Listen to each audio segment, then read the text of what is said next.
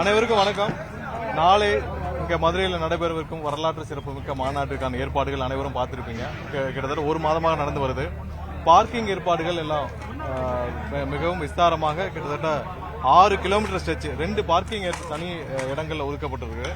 அதுல ஒன்று 600 ஏக்கர் ஏற்பாட்டில் 6 கிலோமீட்டர் ஸ்ட்ரெச்சில் கிட்டத்தட்ட 60,000 வாகனங்களுக்கு மேல் நிறுத்தும் வசதி கொண்ட ஒரு பெரிய பார்க்கிங்.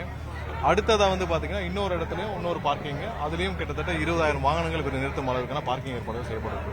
அதுக்கான 6 வழித்தடங்கள் ஏற்படுத்தப்பட்டிருக்கு. எந்தெந்த ஊர்ல இருந்து எந்தெந்த மாவட்டத்திலிருந்து வர்றவங்க எப்படி வரணும்ன்றத 2 நாட்களுக்கு முன்பாகவே நாங்க ஏற்பாடு செய்து அதை தெளிவாக ஒரு வீடியோ காணொலியாக எங்களுடைய மாவட்ட நிர்வாகிகள் அனைவருக்கும் தெரியப்படுத்திவிட்டோம்.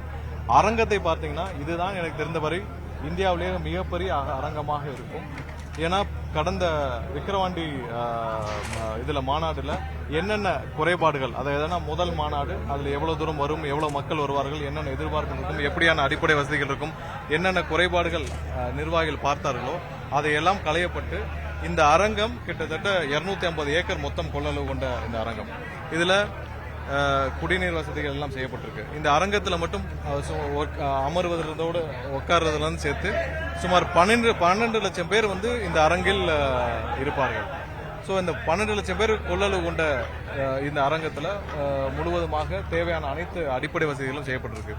ஸோ குடிநீர் வசதிகள் நீங்க பார்த்திருப்பீங்க, ஒவ்வொரு பாக்ஸ்லயும் ஒவ்வொரு இடத்துலயும் குடிநீர் பைப்புகள் பதிக்கப்பட்டிருக்கு.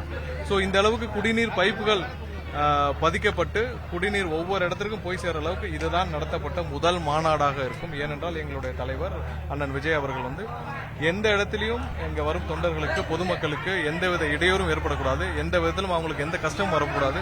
ஏனால் குடிநீர் மிகவும் முக்கியம். ஸோ அது தேவை என்பதை கருத்தில் கொண்டு குடிநீர் பைப்புகள் சுமார் 8,500 மீட்டருக்கு மேல, ஏன்னா உள்ளுக்குள்ள எல்லாம் வளைவு சுழிவாக 8,500 மீட்டருக்கு மேல பதிக்கப்பட்டிருக்கு. ஸோ இந்த குடிநீர் பைப்புகளுக்கு தேவையான பிரஷர் பம்ப், அதாவது அது எங்கேயுமே அந்த மாதிரியான பம்ப் இல்ல. ஏன்னா அது கீழ இருந்து பம்ப் பண்ணி, இதுல இருந்து போறதுன்னா பம்ப் பண்ணி 8,000 மீட்டர் அளவுக்கு 8,500 மீட்டருக்கு அந்த குடிநீர் போய் சேரணும் பிரஷர்ல. ஒரே நேரத்தில் 1000க்கும் மேற்பட்ட குழாய்கள் திறக்கப்படும். ஸோ இதெல்லாம் கருத்தில் கொண்டு 4 ஸ்பெஷல் பம்புகள், அதாவது பிரஷர் பம்புகள் ஜெர்மன்ல இருந்து இறக்குமதி செய்யப்பட்டிருக்கு. ஸோ அந்த பம்புகள் மூலமாக எவ்வளவு குழாய்கள் திறக்கப்படுதோ அதுக்கு தக்கன 4 மோட்டார்களும் திறக்கப்படும். ஸோ இது மிகப்பெரிய ஒரு அத்தியாவசிய தேவை. அதனால் எந்த விதத்திலும் வர்ற பொதுமக்களுக்கு, வர்ற தொண்டர்களுக்கு எந்த விதத்திலும் கஷ்டம் ஏற்படுத்தக்கூடாது. ஏன்னா தண்ணி ரொம்ப முக்கியம். இந்த வெயிலும் காலத்தின் இதுவும் சேர்த்து 5 மணி நேரம், 6 மணி நேரம், 7 மணி நேரம் அரங்கத்தில் இருப்பவர்களுக்கு தேவையான குடிநீர் ஏற்பாடு செய்யப்பட்டது. அது இல்லாமல் ஒவ்வொருத்தருக்கும் தனியாக ஸ்நாக்ஸ் பேக்கு, அவங்களுக்கு தேவையான அந்த குளுக்காண்டி, இந்த மாதிரியான வசதிகள் செய்யப்பட்டிருக்கு. அடுத்ததா பாத்தீங்கன்னா மருத்துவ வசதி 20 மினி கிளினிக். இந்த அரங்கத்தோட ரெண்டு சைட்லயும், ஒரு சைடு 10 கிளினிக்கும் அடுத்த சைடு 10 கிளினிக்கும், அதுல கார்டியோவும் ஆர்த்தோவும் சேர்ந்து. ஏன்னா எந்தெந்த இடத்துல இப்ப ஏதாவது தொண்டர்கள் கீழே தவறி விழுந்து விட்டாலோ, இல்ல ஏதாவது ஆர்த்தோ டிஸ்லோகேட் இந்த மாதிரி ஏதாவது இருந்தாலோ, இல்ல கார்டியோ, ஏன்னா இந்த ஹீட் ஸ்ட்ரோக்ல ஏதாவது கார்டியோ ஏதாவது சிகிச்சை தேவைப்பட்டாலோ 2 கார்டியோ கிளினிக்கும் 2 ஆர்த்தோ கிளினிக்கும் சேர்த்து மொத்தமாக 20 மினி கிளினிக் இங்க ஏற்பாடு செய்யப்பட்டிருக்கு. 600க்கும் மேற்பட்ட மருத்துவர்கள், அது போக மெடிக்கல் அசிஸ்டன்ஸ் எல்லாம் இங்க இருப்பாங்க. 45க்கும் மேற்பட்ட ஆம்புலன்ஸ்கள், மினி ஆம்புலன்ஸ், பெரிய ஆம்புலன்ஸ் எல்லாம் சேர்த்து 45க்கும் மேற்பட்ட ஆம்புலன்ஸ்கள் இதுவரை ஏற்பாடு செய்யப்பட்டிருக்கு. அதுல அரங்கத்திற்கு உள்ளே, அதாவது மொத்தம் 60 பாக்ஸ் இருக்கு. அரங்கத்திற்கு உள்ளேயே ஒரு 3 எமர்ஜென்சி எக்ஸிட் தனியா பிளான் பண்ணப்பட்டிருக்கு. ஸோ முற்றிலுமாக எல்லா வழித்தடங்களும் ப்ராப்பரா பிளான் பண்ணிருக்கு. ரேம்ப் மட்டும் 850 1000 அடி வரைக்கும் உள்ள ரேம்ப். ரேம்ப் முழுவதும் சரியாக பென்சிங் செய்யப்பட்டு ஒரு 10 அடிக்கு மேல போடப்பட்டிருக்கு. ஸோ எல்லா இடத்துலயும் இப்ப எல்இடி பாத்தீங்கன்னா 140 எல்இடிக்கு மேல போடப்பட்டிருக்கு. ஏன்னா எல்இடியில் இருக்கிற வயர்கள், ஏன்னா கூட்ட நெரிசலில் எல்இடியில் இருக்கிற வயர்கள், அங்க இருக்கிற எலக்ட்ரிக்கல் வயர்கள் பட்டு யாருக்கும் எந்தவித ஆபத்தும் ஏற்படக்கூடாதுன்னு எல்இடி அந்த வயர் இருக்கிற பகுதிகளும் மொத்தமாக ஷீட் வைத்து அடைக்கப்பட்டிருக்கு. ஏன்னா யாருக்கும் கூட்ட நெரிசலில் எல்இடி மேல பட்டு அந்த வயர்கள், எலக்ட்ரிக் வயர்கள் எதுவும் பென்சிங்லயும் எதுலையும் ஆயிடக்கூடாதுன்னு சொல்லிட்டு போடப்பட்டிருக்கு. ஸோ மொத்தமாக பார்க்கிங்ல இருந்து அரங்கம் முழுவதும் அடிப்படை வசதிகள் அனைத்தும் செய்யப்பட்டிருக்கு. மொபைல் டாய்லெட்ஸ், போதுமான மொபைல் டாய்லெட்ஸ் எல்லா சைட்லயும் வச்சிருக்கு, அவங்க போயிட்டு வர்றதுக்கு எல்லாருக்கும். ஸோ மொத்தமாக தொண்டர்களுக்கு, தலைவருடைய தொண்டர்களுக்கும், இங்கே வர தலைவரின் அழைப்பை ஏற்று இங்கே வரும் பொதுமக்களுக்கும் ஒரே ஒரு வேண்டுகோள், இந்த அரங்கில் கண்டிப்பாக ஒரு 12 to 15 லட்சம் பேர் ஈஸியா நின்று அமர்ந்து பார்க்கும் அளவிற்கான ஒரு பெரிய அரங்கம். உங்களுக்கு தேவையான அனைத்து அடிப்படை வசதிகளும் செய்யப்பட்டிருக்குது. தண்ணீர் பாட்டில் மட்டும் 10 லட்சம் பாட்டிலுக்கு மேல இங்க ஆல்ரெடி வர வச்சாச்சு. இது அனைத்தும் கொடுக்கப்படும். அதுக்கு மேல ரீஃபில் பண்றதுக்கு உள்ள உங்களுக்கு டேப் இருக்கும். ஒவ்வொரு பாக்ஸ்லயும் ஒரு பிளம்பர் இருப்பார். ஒரு பிளம்பர் அவங்களுக்கு உதவி செய்ய 4-5 வாலண்டியர்ஸ் இருப்பாங்க. அது போக தேவையான செக்யூரிட்டிஸ், அங்கே ஏதாவது அவங்களுக்கு ஏதாவது மருத்துவ உதவிகள் தேவைப்பட்டால் அவங்களுக்கு ஏதாவது கொண்டு போறதுக்கான மொத்தம் 15 பேர் வந்து ஒவ்வொரு பாக்ஸ்லயும் இருக்கிறதுக்கான ஏற்பாடுகள் செய்யப்பட்டிருக்கு. ஸோ எல்லா அடிப்படை வசதிகளும் செய்யப்பட்டு முற்றிலுமாக தொண்டர்கள், வரக்கூடிய பொதுமக்கள் அனைவருக்கும் எங்களுடைய தளபதி தலைவர் அவர்கள் எந்தவித கஷ்டமும் ஏற்படக்கூடாதுன்றக்காக போட்டிருக்காங்க. வர்ற தலைவரின் அழைப்பை ஏற்று வரும் பொதுமக்களுக்கும் ஒரே ஒரு வேண்டுகோள், நீங்கள் பொறுமையாக உட்கார்ந்து காணும் அளவிற்கான அரங்கம் மிகப்பெரிய அளவில் ஏற்பாடு செய்யப்பட்டிருக்கிறது. உங்களுடைய வசதியை மட்டும், உங்களுடைய அடிப்படை தேவைகளை மட்டும் கருத்தில் கொண்டு இந்த அரங்கம் எங்களுடைய தலைவர் வடிவமைத்திருக்கிறார். இந்த ரேம்ப்ல கண்டிப்பா தலைவர் வந்து முழுவதுமாக கடைசி வரை வந்து உங்களை சந்திப்பார். நீங்கள் அமைதியாக இருந்து பொறுமையாக இருந்து தலைவருடன் வருகையை பார்த்து நீங்கள் அனைவரும் அதற்கான வழிவிடலை செய்ய வேண்டும் என்று கேட்டுக்கொள்கிறோம். கண்டிப்பாக இது மிகப்பெரிய ஒரு திருப்புமுனை மாநாடாக மாற்றம் தரக்கூடிய மாநாடாக இருக்கும் என்பதை நம்புகிறோம். எத்தனை மணிக்கு தொண்டர்கள் வரதா நீங்க அறிவுறுத்துறீங்க? எத்தனை மணிக்கு உள்ள வரணும்? தலைவர் எத்தனை மணிக்கு வருவாரு? விஜய் எத்தனை மணிக்கு வருவாரு? இல்ல, அதெல்லாம் நாளை காலை அறிவிக்கப்படும். நாளை காலையில் ஒரு 6-7 மணிக்கு மேல தலைவருடைய வருகை நேரங்கள் எல்லாம் அறிவிக்கப்படும். தொண்டர்கள் வருகை நாங்கள் எதிர்பார்ப்பது காலை 6 மணி முதலே தொண்டர்கள் வர ஆரம்பிப்பார்கள். ஏன்னால் கடந்த மாநாட்டில் அதே போலதான் இருந்தது. இரவிலும் ஒரு சிலர் வருவார்கள். அவர்களுக்கு தேவையான அறிவுறுத்தலும் செஞ்சிருக்கோம். காலையிலிருந்து வருவாங்க. ஸோ அவங்களை எப்படி உட்கார வைக்கணும், எங்கெங்க அமர வைக்கணும்ன்றதை நாங்கள் தெளிவாக திட்டமிட்டிருக்கிறோம். ஸோ காலை முதலே வர ஆரம்பிப்பார்கள்.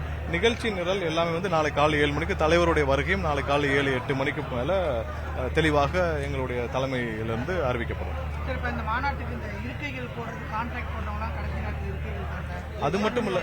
அது மட்டுமல்ல எங்கேயும் வந்து வாகனங்கள் அட்வான்ஸ் கொடுக்கப்பட்ட வாகனங்கள் பொதுவா எங்களுடைய 80% இடத்துல அட்வான்ஸ் கொடுத்ததையும் சேர்த்து ஆளுங்கட்சியின் அழுத்தத்தால் எல்லாம் அட்வான்ஸை திருப்பி கொடுத்து பெரும்பாலும் 80% பஸ்ஸுகள் வந்து கேன்சல் பண்ணுறோம். அவங்க வந்து நாங்கள் எங்களுடைய தொண்டர்கள் பொதுமக்கள் எல்லாம் வந்து பேருந்துகள் எல்லாம் அட்வான்ஸ் கொடுத்ததையும் சேர்த்து எங்களுக்கு வந்து அவங்க ஆளுங்கட்சியோட அழுத்தத்தால் அவர்கள் எல்லாம் திருப்பி கொடுத்துருக்காங்க. பெரும்பாலும் இங்கே இருக்கிற மண்டபங்கள் எல்லாமே வந்து கொடுக்கக்கூடாதுன்னு அறிவுறுத்தப்பட்டு அதையும் தாண்டி எங்களுடைய தொண்டர்கள் எல்லா கஷ்டத்தையும், அதாவது இந்தியாவில் ஒரு அரசியல் கட்சி மக்களுக்கு நல்லது செய்ய வேண்டும் என்ற வந்த எங்களுடைய தலைவருக்கு எல்லா வழியிலும் நெருக்கடி உள்ளான ஒரே தலைவர் எங்களுடைய தலைவராகத்தான் இருப்பார். ஆனால் மக்கள் ஆதரவு போதுமானதாக இருக்குது. எல்லாத்தையும் தாண்டி இந்த மாநாடு மிகப்பெரிய ஒரு சக்சஸா, மிகப்பெரிய ஒரு வெற்றி மாநாடாக மக்களுடைய ஆதரவோட நடைபெறும். இந்த நாற்காலி கூட வந்து இதுல சர்ச்சையில சில பொருட்கள் இல்ல, எந்த இடத்திலும் வெண்டர்ஸ் வந்து எங்க தமிழக வெற்றி கழகம்னு சொன்ன உடனே எல்லா இடத்துலயும் வெண்டர்ஸ்ல இருந்து ஒரு எல்லா இடத்துலயும் யாரெல்லாம் எந்தெந்த இதெல்லாம் வந்து இப்ப ஷீட் வேணுமா இல்ல வேற ஏதாவது எல்இடி வேணுமா, எல்லா இடத்திலும் பெரும்பாலான இடத்தில் அழுத்தங்கள் கொடுக்கப்பட்டது. எங்கேயுமே இந்த மட்டும் இல்ல, எல்லா மாநாடும் இப்ப எங்கெங்கெல்லாம் நாங்க கூட்டம் நடத்துறோமோ எங்கேயுமே எங்களுக்கு அரங்கம் கொடுக்க கூடாதுன்ற எல்லா இடத்திற்கும் ஒரு சின்ன கல்லூரியில கூட நாங்க போய் வந்து ஒரு சின்ன ஒரு நிகழ்ச்சி கூட நடத்த முடியாத அளவிற்கு வேற எந்த கட்சிக்கும் இல்லாத இருக்கு. நீங்க பாத்திருப்பீங்க, எல்லா கட்சியும் இன்னைக்கு ஊர்வலம் போறாங்க, எல்லா கட்சியும் கூட்டம் நடத்துறாங்க, எல்லா கட்சியும் மாநாடு நடத்துறாங்க. ஆனால் எங்களுக்கு மட்டும்தான் எல்லா இடத்திலும் அனுமதி மறுக்கப்படுகிறது. அது கண்டிப்பாக அது மக்கள் பார்த்து கொண்டிருக்கிறார். அதுக்கு தேவையான பதிலடி 2026 தேர்தலில் கொடுப்பாங்க. கேட்கிறாங்க. வேற ஏதாவது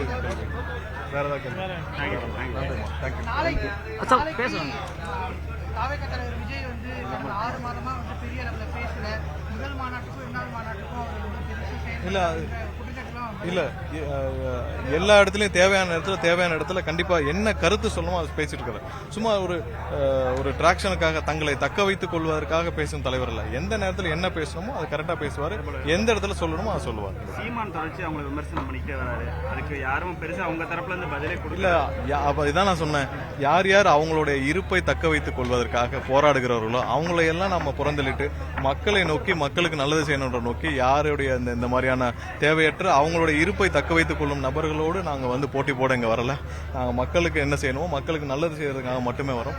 இருப்பை தக்க வைத்துக் கொள்ள எதை நோக்கி போயிட்டு இருக்கோம், என்ன செஞ்சுக்கிட்டு இருக்கோம், ஒரு மாபெரும் தலைவர், ஒரு மாபெரும் போராளி, விடுதலை புலிகள் தலைவர் மேதகு பிரபாகர் அவர்களையே வந்து ஆமக்கறி விருந்து வச்சான்னு சொன்னவர் பத்தில நம்ம வந்து புறந்தள்ளி விட்டு மக்களுக்கு செய்ய வேண்டும், மக்களுக்கு என்ன நல்லது செய்ய வேண்டும், மக்களை நோக்கி செல்ல வேண்டும். எந்த இடத்திலும் ஒரு சொட்டு கூட ஒரு இம்மி அளவு கூட நெகட்டிவாக எதுவும் யோசிக்காமல் மக்களுக்கு நல்லது செய்ய வேண்டும் என்று மட்டுமே யோசித்து செயல்படும் ஒரே தலைவர் எங்களுடைய அண்ணன் விஜயா இருப்பார். அதனால அதுல இதெல்லாம் நாங்கள் புறந்தள்ளி விட்டு மக்களை நோக்கி செல்வதை மட்டுமே நாங்கள் யோசிச்சு செயல்படுவோம் என்றதை கேட்டுக்கொள்கிறோம். மாநாடு கொள்கை பிரகார மாநாடா இருந்தது. இரண்டாவது மாநாடு தேர்தல் குறித்து இல்ல கூட்டணி குறித்து தலைவருக்கு ஏதாவது மக்கள் இல்ல, தலைவருடைய உரை கண்டிப்பாக தலைவர் என்ன இந்த மாநாட்டில் மக்களுக்கு அவரை நம்பி வந்த தொண்டர்களுக்கும் கோடிக்கணக்கான பேர் தொலைக்காட்சியில் பார்த்திருக்காங்க. அவங்களுக்கு என்ன செய்யணுமோ கண்டிப்பாக தலைவர் அதற்கு என்ன சொல்லணுமோ அந்த கண்டிப்பாக அந்த அறிவிப்பு கண்டிப்பாக இருக்கும். இணைப்புகள் எதுவும் இல்ல, அந்த மாதிரி எதுவும் இதுவரைக்கும் இல்லை. அந்த மாதிரி எதுவும் அந்த நிகழ்ச்சிகள் இதுவரைக்கும் எதுவும் இருப்பதாக அதுவரை இல்லை. வேற எதுவும் இல்லை. இல்ல சார், இந்த பல்வேறு அழுத்தங்கள் இருக்குது. 45 ரெஸ்ட்ரிக்ஷன்ஸ் கொடுத்தாங்க மாநாடு நடத்துறதுக்கு முன்னாடியே. இப்போ அந்த நாற்காலி கொடுக்கலங்கிறது, இந்த பஸ் கொடுக்கலங்கிறது நீங்க சொல்றதுக்கு முன்னாடியே அது வரக்கூடாது. இவ்வளவு ரெஸ்ட்ரிக்ஷன்ஸ் இருந்தும் கூட அது எப்படி இல்ல, மக்களை சந்தித்தே ஆக வேண்டும். ஏன்னா மக்களிடம் நாங்கள் சென்றே ஆக வேண்டும். மக்களிடம் எங்களுடைய தலைவர் சந்தித்தே ஆக வேண்டும். ஏன்னா ஒவ்வொரு இடத்துலையும் எங்களுக்கான இந்த பாதுகாப்பு குறைபாடுகள் கண்டிப்பாக இருக்குது. ஏன்னா முதல் கூட்டத்திலிருந்தே அதை பார்த்து விட்டோம். ஸோ மக்களை இவ்வளவு இடையூறுகளையும் தாண்டி ஒவ்வொரு நிகழ்ச்சி நடத்துவதே மிகப்பெரிய ஒரு போராட்டம். நீங்க சென்னையில் பார்த்திருப்பீங்க, அந்த போராட்டமே நீதிமன்றம் சென்று தான் நாங்கள் அந்த உத்தரவை பெற்று வந்தோம். அதற்கப்புறம் தான் எங்களுக்கான அனுமதி கொடுக்கப்பட்டது. இதுலயும் நீங்க பார்த்திருப்பீங்க, 20 நாட்கள் அமைதியாக இருந்துவிட்டு அதற்கப்புறம் தான் சில தேதிகள் குறிப்பிட்டு கொடுக்கப்பட்டது. அதில் ஒரு தேதியை நாங்கள் வைத்தோம். இதுவரை யாரும் வியாழக்கிழமை ஒரு ஒர்க்கிங் டே அன்னைக்கு ஒரு மாநாடை நடத்தி மக்களை சந்திக்க வேண்டிய கட்டாயம் யாருக்கும் இல்லை. ஆனால் அதையும் தாண்டி மக்கள் மீது கொண்ட நம்பிக்கையில் எங்களுடைய தலைவர் அதை வச்சிருக்கிறார். கண்டிப்பாக இது மக்களுடைய ஆதரவுல மிகப்பெரிய வெற்றியாக இருக்கும் என்பது எந்த மாற்று கருத்தும் இல்லை. நாம் தமிழர் தொண்டர்களுக்கு தாவேக தொண்டர்கள் வந்து இணையதளத்தில் பதிலளிக்க வேணாம் அப்படின்னு சொல்றீங்களா? இல்ல, நான் எங்களுடைய தலைவருடைய எண்ணத்தின்படி நாங்கள் செயல்படணும்னு நினைக்கிறோம். எங்களுடைய தலைவர் இந்த மாதிரியான ஒரு தவறான ஒரு எதையும் கண்டுகிட்டு நாங்க அதெல்லாம் அதை மனசுல வச்சு எந்த வேலையும் பார்க்க வேண்டிய தேவையில்லை. மக்கள் நோக்கி செல்வது மட்டும்தான் எங்களுடைய கருத்தாக இருக்கும். இதெல்லாம் புறந்தள்ளி விட்டு நாங்கள் வேற வேலையை செய்யணும். இவர்களோடு போட்டி போடுவதற்காக எங்களுடைய தலைவர் இவ்வளவு பெரிய ரிஸ்க் எடுத்து இவ்வளவு பெரிய இடத்தை விட்டு இங்க இந்த கூட்டத்தையும் இந்த அரங்கத்தையும் இந்த அரசியலையும் செய்ய வேண்டிய அவசியம் அவருக்கு இல்லை. இவர்களோட போட்டி போறதுக்காக அவர் இந்த அரசியலில் இல்லை.